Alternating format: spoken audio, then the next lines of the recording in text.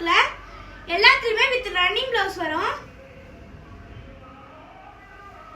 எல்லா ப்ளவுஸுமே பிளைனா தான் இருக்கும். நீங்க வேணா எந்த ப்ளவுஸ்க்கு வேணா பேர் பண்ணி போட்டுக்கலாம்.